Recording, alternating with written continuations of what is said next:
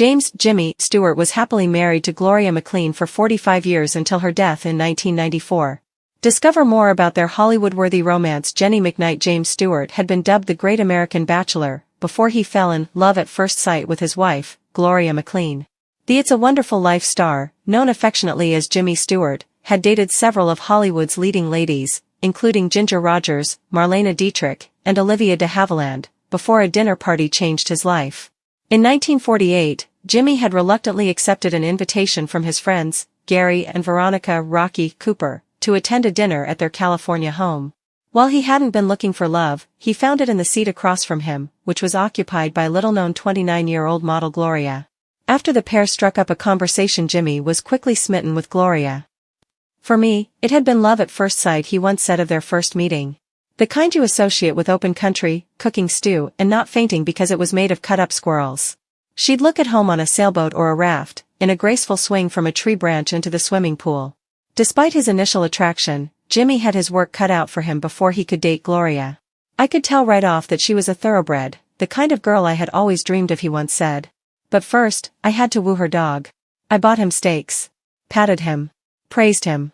It got to be pretty humiliating, but we finally got to be friends. I was free to court Gloria."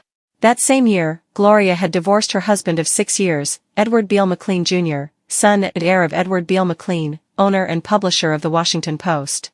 Jimmy and Gloria didn't waste any time in their courtship, and on August 9, 1949, they married in the Brentwood Presbyterian Church in front of just 18 guests, although there were around 500 fans outside hoping to steal a glance at the newlyweds.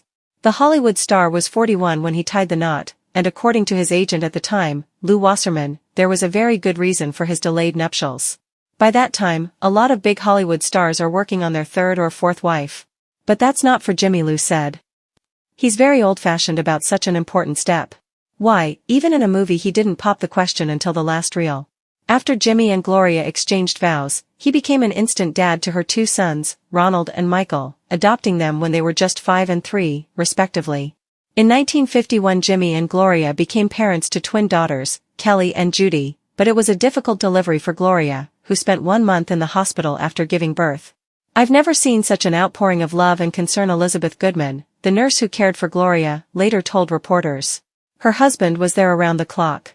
He wouldn't leave her bedside. When Mrs. Stewart was ready to be discharged, he was so excited that he nearly drove his car into the lobby. "We got his wife ready, then he took off in a mad dash.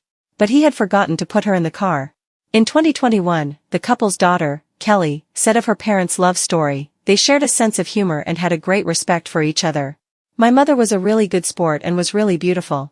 I think my father was waiting for the right woman." Jimmy and Gloria were happily married for 45 years until her death from lung cancer on February 16, 1994. She was 75. After her passing, Jimmy retreated from public life, opting to spend most of his time at home in Beverly Hills, California.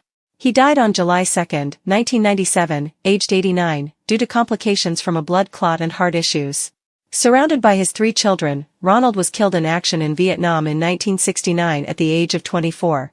Jimmy said a final goodbye before speaking his last words, "I'm going to be with Gloria now."